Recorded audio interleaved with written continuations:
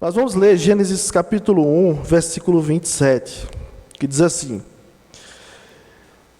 e nós cantamos também, né? Criou Deus, pois, o homem à sua imagem, a imagem de Deus o criou, homem e mulher os criou. Amém. Amém? Vamos orar mais uma vez. Deus, pedimos Tua graça para que nós possamos compreender a Tua palavra e possamos, Deus, trazê-la para o nosso contexto, aplicar para nossas vidas nos dias em que a família é questionada. Em nome de Jesus nós suplicamos. Amém. Meus queridos, nesse mês de maio aqui na nossa igreja é mês da família. Em alguns locais o mês de maio é o mês das noivas, é o mês das mães, por causa do dia de hoje, né? E no geral, é o mês da família, é o mês de celebrar a família. E a nossa igreja está trabalhando desde a semana passada no tema Família na Contramão do Mundo. Na semana passada, nós procuramos entender o padrão de Deus para a família. Nós vimos que o mundo tem procurado redefinir o conceito e o padrão de família conforme Deus estabeleceu desde o princípio. E se nós desejamos que nossas famílias sigam o padrão de Deus, nós não podemos legitimar aquilo que o mundo tenta impor como casamento ou como família.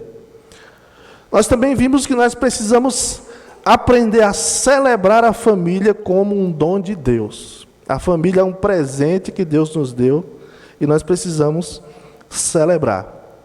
Mesmo à distância, a uns 435 quilômetros aproximadamente da minha família, eu digo minha família está aqui, né, obviamente, mas eu digo da minha mãe, minha irmã, meus irmãos, mas eu celebro a vida da minha família e agradeço a Deus por cada um deles. E mesmo à distância nós estamos sempre conectados. Então isso é um dom de Deus. Deus deu a família e nós precisamos celebrar. E nós vimos também que nós precisamos estar dispostos a suportar a pressão social em razão da obediência à palavra de Deus. Aquilo que o mundo tenta nos impor como padrão familiar, nós precisamos estar dispostos a bater o pé, suportar a pressão, porque obedecer a Deus é mais importante do que obedecer aos homens. Hoje nós vamos falar da mulher segundo Deus. E acredito que grande parcela da busca em redefinir o conceito de família em nossos dias passa também por uma distorção do conceito de mulher, de feminilidade. E quando você pergunta para o mundo, para as pessoas, o que é uma mulher, as respostas podem ser alarmantes. Então, hoje eu quero falar um pouco sobre o que é uma mulher segundo Deus. Eu não quero assim ser muito... Eu não vou ser profundo, o meu tempo aqui é pequeno hoje, mas eu quero trazer uma reflexão bíblica sobre o que é uma mulher de acordo com os padrões de Deus e como nós podemos trabalhar esse conceito na contramão do mundo de hoje, certo? Então, hoje nós vamos falar sobre alguns conceitos de feminismo, de feminilidade.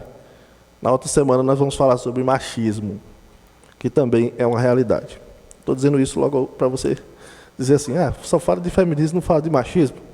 Eu já estou avisando. Bom? Então agora dá para prestar atenção. Então,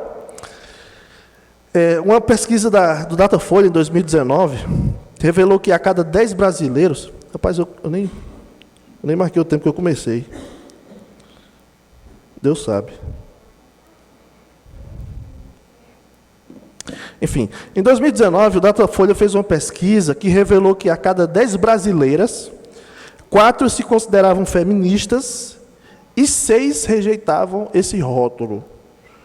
Então, querendo ou não, para um país cristão, católico e de grande porcentagem de evangélicos, é um número considerável pensar sobre se nós pensarmos nessa realidade no Brasil. A maioria das brasileiras defendem pautas que são consideradas feministas, embora nem sempre. Por exemplo, boa parte das mulheres defendem mais ocupação das mulheres na política, veem um aumento considerável da violência contra as mulheres e desejam leis mais fortes para proteger a mulher. Então, eu acredito que tudo isso aqui nós estamos de acordo. E o feminismo, ele nasceu com um intuito, que eu acredito, um intuito positivo, mesmo que eu esteja sendo ingênuo aqui, caia no risco de ser ingênuo aqui. O feminismo nasceu com a virtude de tentar recuperar aquilo que havia se perdido no decorrer dos séculos, que são os direitos iguais para homens e mulheres. Isso é um padrão de Deus, inclusive. Deus criou o homem e a mulher iguais, em essência. O problema é que o feminismo foi além. Ele não foi em busca só dos direitos e deveres iguais. Ele foi além. Em alguns círculos do feminismo, porque nós não podemos falar de feminismo, mas de feminismos, né? No plural, há pessoas, por exemplo, que, não todas as feministas são assim, mas algumas feministas são contra os homens, certo? Contra os homens, a ponto de algumas até não gostar dos pais, né? Então, o feminismo, historicamente, ele foi além do que a busca por direitos. A história do feminismo passa por algumas ondas. E nós temos aí basicamente 3 ondas, ou 4, né, se pensarmos no aprofundamento do conceito nos dias de hoje. 3 ondas do feminismo. A primeira onda buscava o papel da mulher como cidadã. A busca pelo direito da mulher de votar, a busca pelo direito da mulher de ter propriedade, de ter uma propriedade, de ter direitos políticos, sociais e econômicos. Então, a primeira onda, ela surge como uma busca da mulher por poder escolher seus representantes políticos e também adentrar no mercado de trabalho. Na segunda onda, e aqui você vê uma manifestação aí nesse sentido. A segunda onda do feminismo buscava igualdade dos sexos, a mulher ser mais do que apenas esposa e mãe, e a visão de que a mulher na sociedade era oprimida. Buscava-se uma completa igualdade dos sexos, a mulher ela começa a adentrar no mercado de trabalho, e conscientiza-se as mulheres de que elas estão oprimidas. Olha, você, esposa, você que cuida de 7 meninos, 12, enfim, né? Receba aí. Elas diziam, você está sendo oprimida pela sociedade. Esse padrão aí não é um padrão. Você escolheu isso para você? Foi a sociedade que escolheu isso para você. Então você está sendo oprimida. Você não precisa disso. Então tem uma obra da segunda onda do feminismo, uma obra chamada A Mística Feminina, esqueci o nome dela, Elaine. Beth Friedan. A Mística Feminina da década de 60, ela falava justamente disso, né? A mulher, ela abandonava seus estudos numa universidade, abandonava uma carreira acadêmica, uma carreira profissional, que a mulher já estava adentrando no mercado, mas ela abandonava tudo para ser esposa de alguém, ter filhos, ser dona de casa e viver em prol disso. E no livro dela, A Mística Feminina, ela combate isso, né? Essa ideia, e tenta conscientizar as mulheres de que elas estão vivendo numa opressão da sociedade. E também há uma desconstrução da ideia de feminilidade, dizendo que a feminilidade, falar de mulher, é um conceito que a sociedade também impôs para os seres.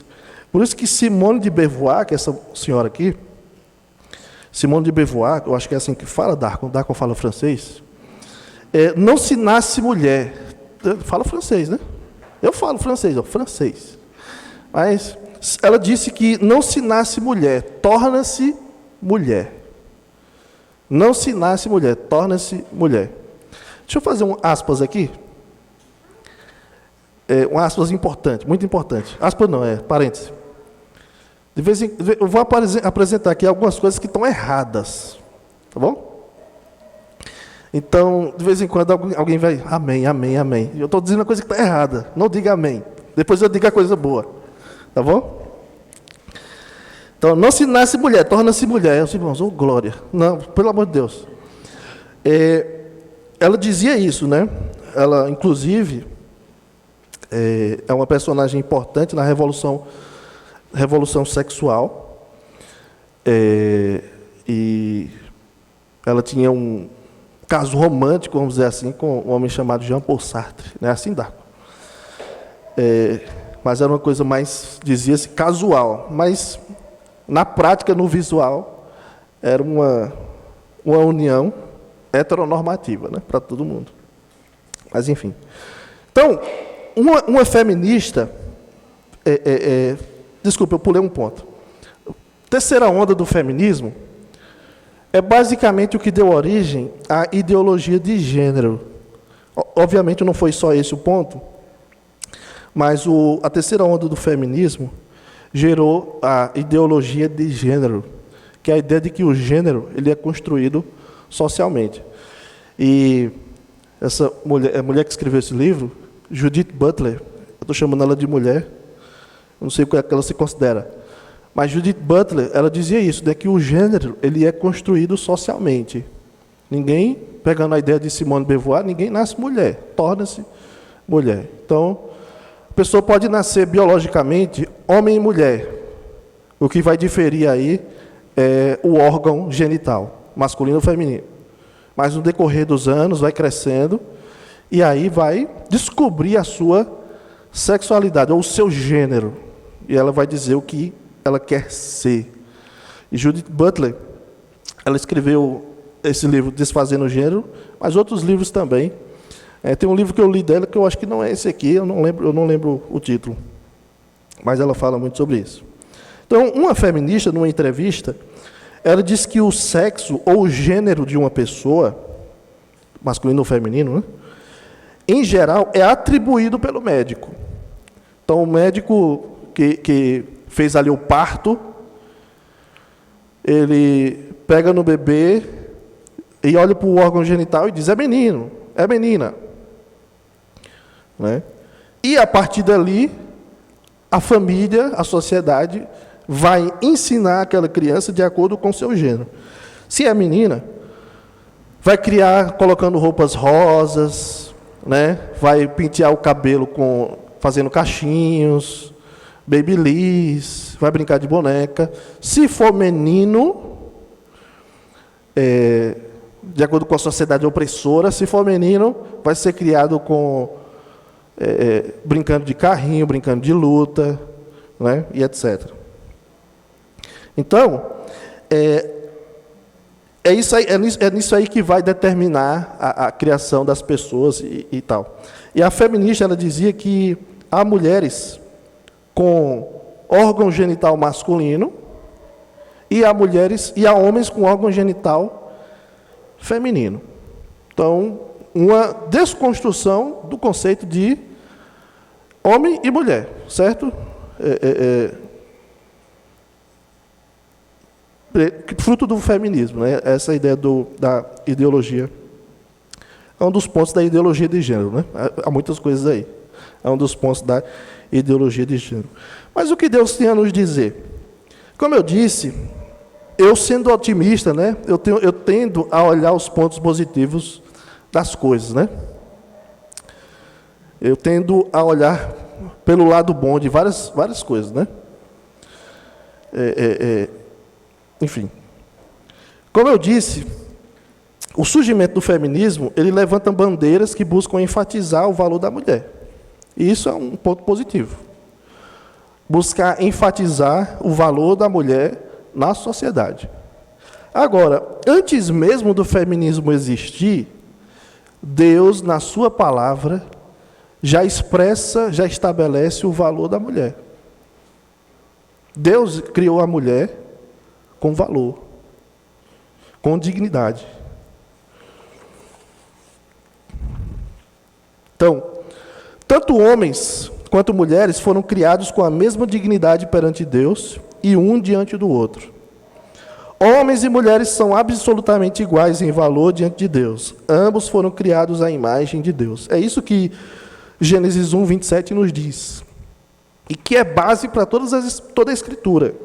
Deus criou o homem à sua imagem, a imagem de Deus o criou, homem e mulher os criou. Tanto o homem quanto a mulher foram criados igualmente à imagem e semelhança de Deus, o Criador.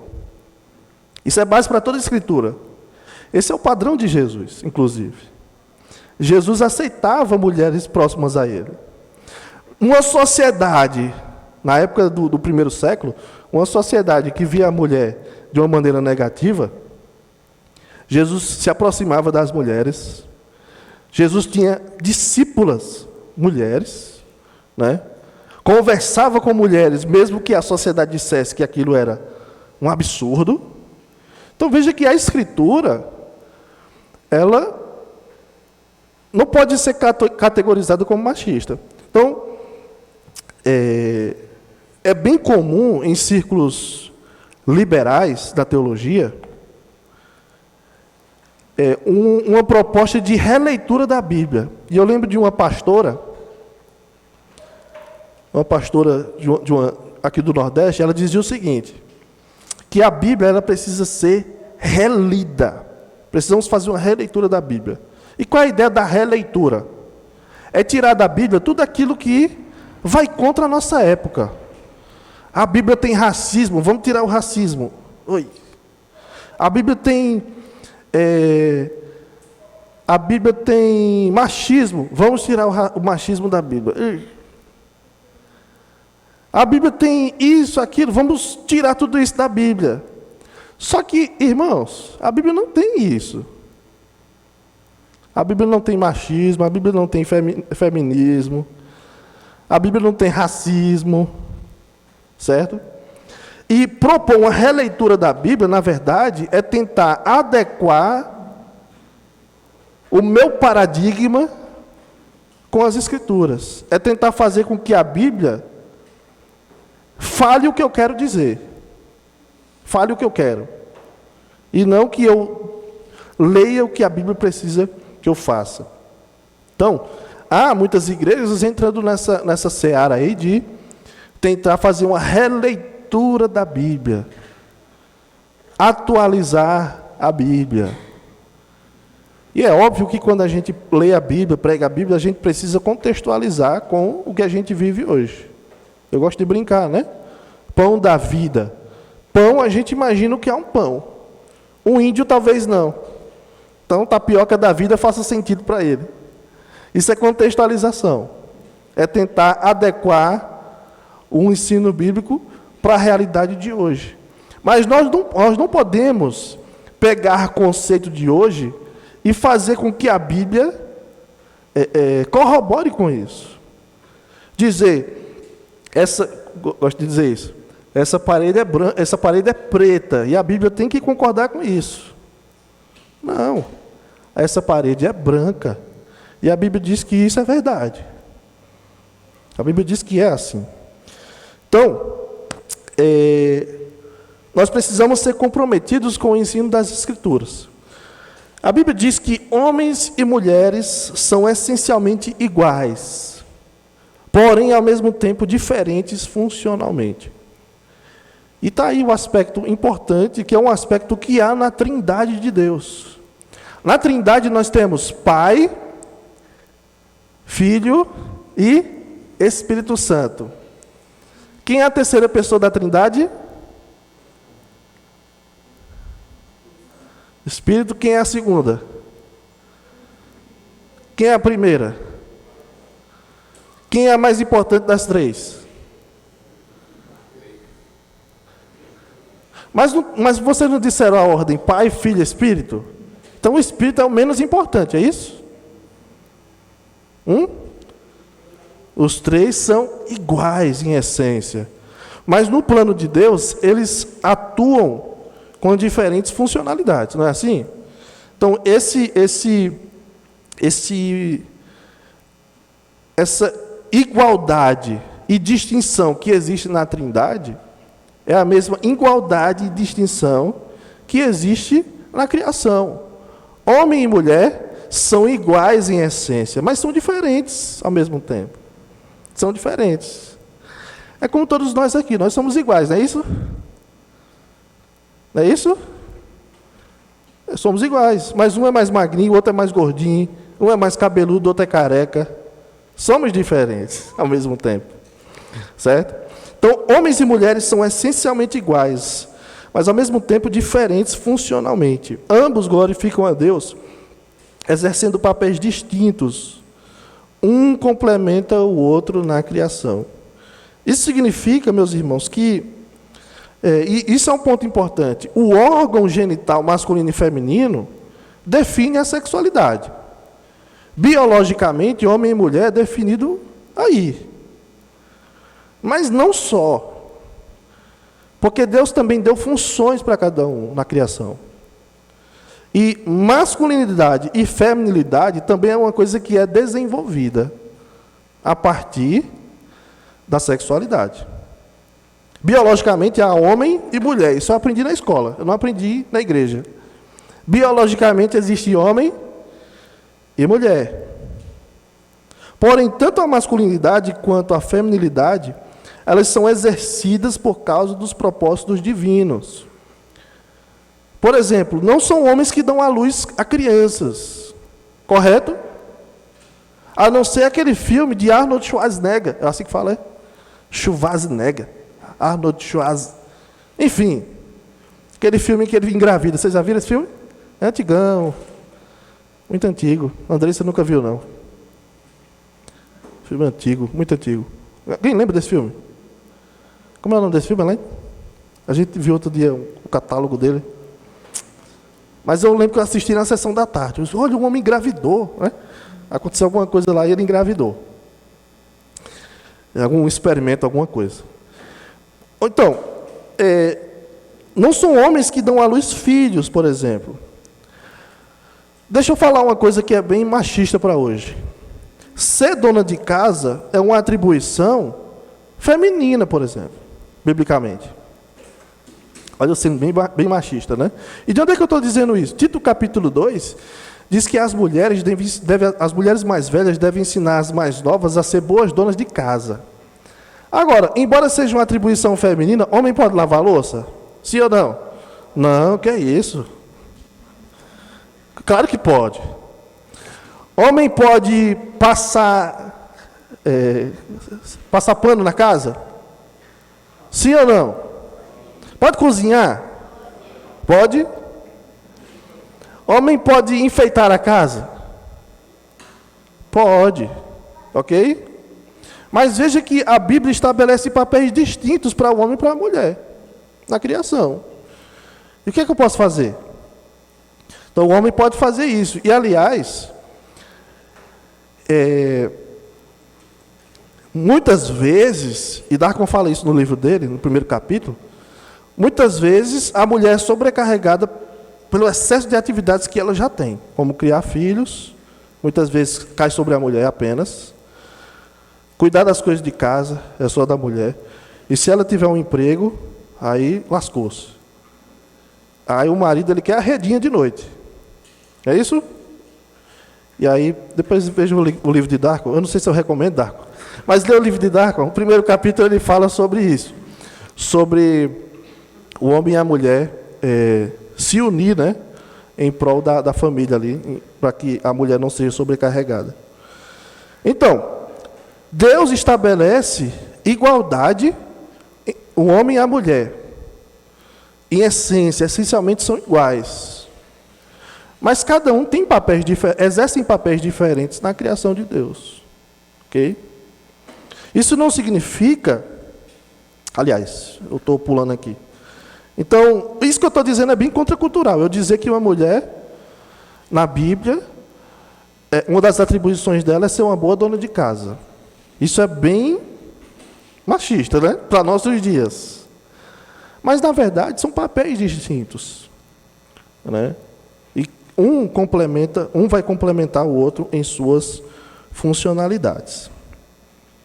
Agora, quais as características de uma mulher segundo Deus? Então, eu quero trazer aqui algumas características de uma mulher segundo Deus, baseado em Provérbios capítulo 31.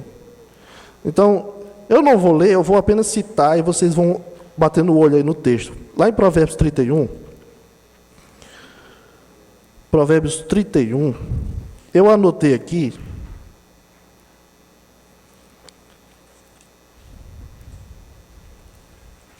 Eu anotei aqui 9 características de uma mulher louvável, de uma mulher segundo Deus.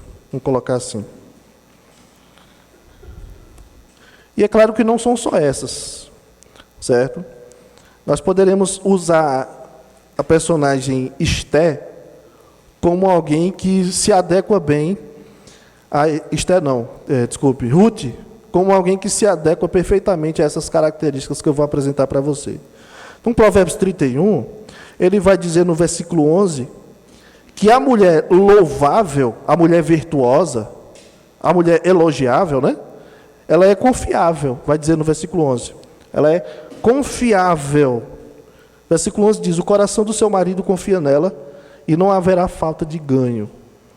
O versículo 12 vai dizer que ela é bondosa. Característica de uma mulher, bondosa.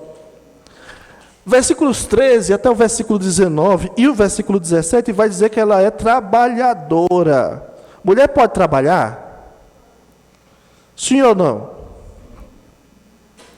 Uma mulher louvável, ela é trabalhadora. Ela trabalha. Certo? E mesmo que ela não trabalhe fora, ela é dona de casa, ela cria os meninos, provavelmente ela já trabalha mais do que qualquer outro. Só nisso aí. Tá? Mas veja como é os dias de hoje. O feminismo, ela quer que as mulheres sejam de determinado jeito. E pronto.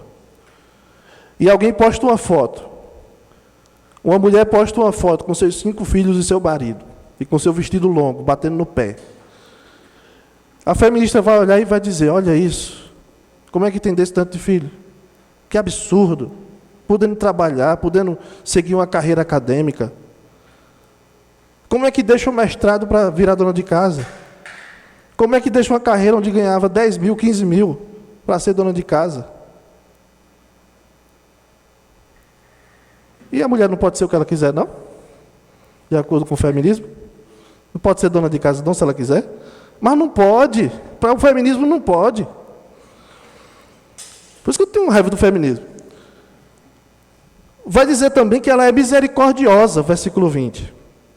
Ela é misericordiosa, ela abre a mão ao aflito e ainda a estende ao necessitado.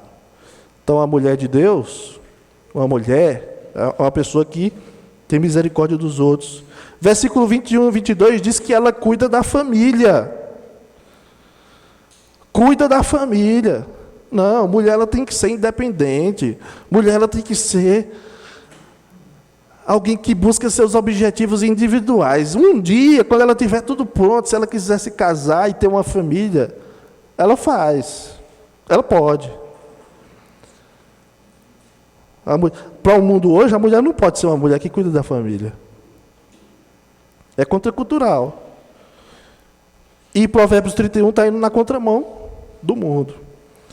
Versículo 25 vai dizer que ela é forte. Aí aquela ideia de que a mulher, alguns até interpretam a fragilidade da mulher em 1 Pedro como sendo fraqueza, como sendo uma mulher que não consegue fazer as coisas, né? Enfim. Vai lutar com aquela mulher do MMA lá, que eu esqueci o nome. Shonda, como é? Shonda. Hã? Honda não sei o quê. Ela é frágil. Testa o murro dela para ver. Então, está dizendo que a mulher é forte. Também, ela é sábia no falar. versículo 26 vai dizer. Versículo 28 a 31 vai dizer que ela é exemplar. Ela é exemplar, ela é uma pessoa imitável. Outras mulheres podem olhar para ela e ver um padrão para seguir, certo? E ela é temente a Deus. Veja que Provérbios 31 vai mostrar para nós um padrão que, no geral, é contracultural, né? Mas que revela coisas que o movimento feminista procura e acha que não está nas Escrituras. Por exemplo, essa mulher é louvada por ela ser forte. O feminismo não busca o empoderamento da mulher. Aqui não diz que ela é fraca, diz que ela é forte. Diz que ela é trabalhadora. É uma mulher que negocia, que faz negócios, que cuida de economia. Quem que cuida do dinheiro da sua casa? Quem que cuida? Quem cuida do dinheiro da minha casa é meu marido. Ótimo. Mas poderia ser você também. Poderia. Às vezes quem sabe mais é a mulher. Quem sabe mais é a mulher. Certo, Pablo?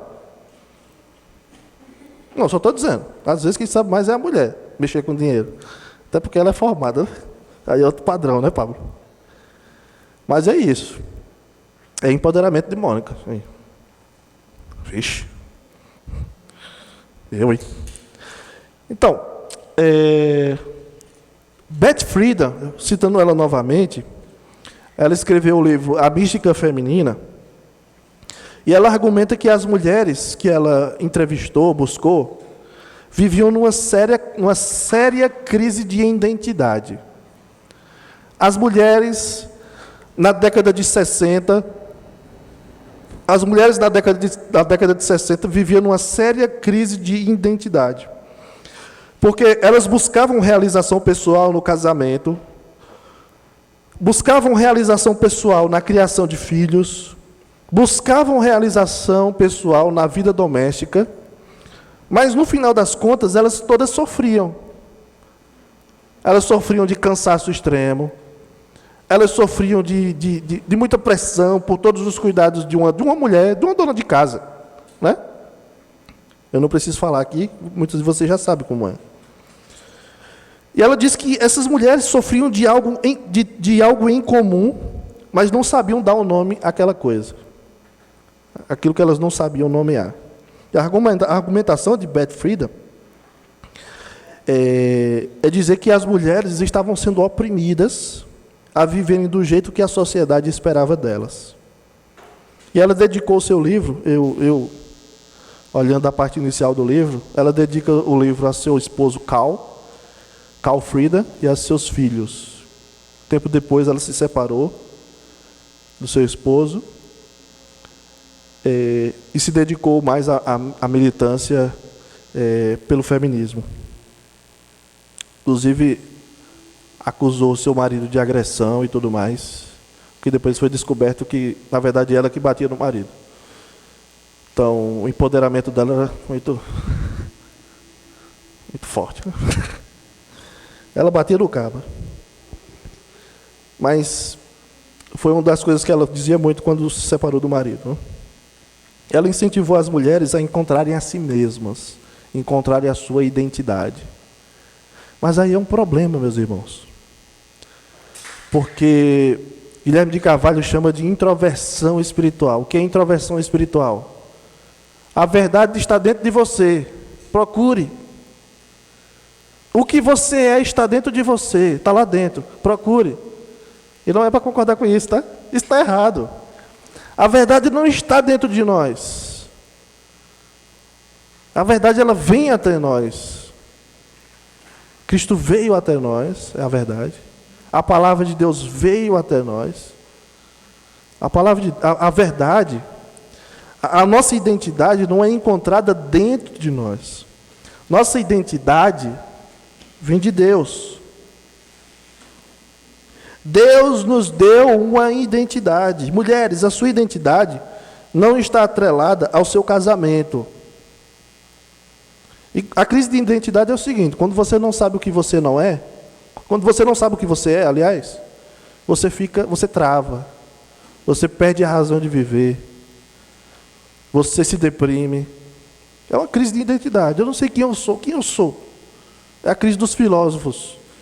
De onde vim, quem sou eu, para onde vou? Esse quem sou eu perturba o nosso pensamento. E quando nós atrelamos a nossa identidade a alguma coisa e nós perdemos essa coisa, a nossa tendência é sofrer por isso e morrer por isso. Então, o que é que acontece com algumas pessoas que colocam a sua identidade no seu casamento e depois se divorciam? Ora, elas perderam a sua identidade. Eu era conhecido como marido de fulano, esposa de Beltrano. Então, quando eu perco essa pessoa, eu morro. Algumas pessoas se suicidam, se deprimem, enfim. É triste. Então, a sua identidade, mulheres, a sua identidade não está atrelada ao seu casamento. Até porque nem toda mulher casa, como nem todo homem casa. Então, nossa identidade não pode estar atrelada ao casamento. A sua identidade não pode estar atrelada ao seu emprego, ou mesmo às tarefas que você faz diariamente. A sua identidade está no seu Criador. Ele te fez mulher para glorificá-lo como tal. Sua identidade está em Deus. E aí, por isso, você não deve ceder à pressão do mundo, à pressão social, para ser o que o feminismo quer que você seja. Ou nem o que a sociedade quer que você seja. Seja o que Deus quer que você seja. É o melhor caminho. Às vezes a gente quer ser o que os outros querem que a gente seja. Às vezes a gente quer ser o que eu quero que eu seja. O que eu quero ser. Nós precisamos ser o que Deus quer que sejamos. É aí que a gente encontra a nossa liberdade. É aí que a gente encontra a verdadeira revolução. É no Evangelho de Deus. É nele que você pode encontrar a liberdade. E talvez você tenha vindo aqui hoje à noite justamente pensando sobre isso, né? Quem eu sou? Uma perturbação no seu coração que de vez em quando vem quando você vai dormir. Uma crise no seu coração quando você acorda. Poxa, eu já acordei, eu queria ficar dormindo mais para não ver o dia acordar. Eu queria esquecer os problemas. Você tem sofrido por alguma crise. Deixa eu te dizer uma coisa importante. Em Cristo, você pode ser chamado de filho de Deus. E a melhor identificação que alguém pode ter. Alguém vai perguntar para você, o que você é? E tu, quem é tu? Aí você pode dizer, eu sou um filho amado de Deus, uma filha amada de Deus. A sua identidade você encontra nele. Mas para isso você precisa se lembrar de uma coisa que você já ouviu. Cristo veio a esse mundo para salvar sua vida, salvar sua alma, para te dar uma nova identidade. E você precisa confiar nele. Eu quero ter uma nova identidade, eu quero Jesus na minha vida. Tá bom? Se você é mãe e você tem pensado sobre isso, então esse pode ser um grande presente do Dia das Mães, é você confessar seus pecados a Jesus e recebê-lo como o Senhor e Salvador de sua vida. E depois dizer, agora eu sei qual é a minha identidade. Eu não sabia o que é que eu sou. Agora eu sei, eu sou uma filha amada de Deus. Amém. Deus, Pai querido, muito obrigado, Senhor, pela Tua graça. E nos dá esse tempo aqui de reflexão. Nos ajuda, Deus, para que nós possamos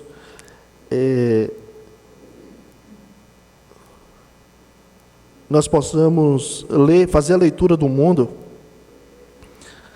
através das lentes da Escritura.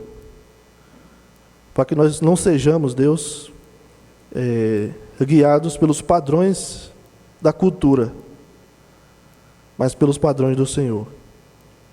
Em nome de Jesus nós oramos. Amém.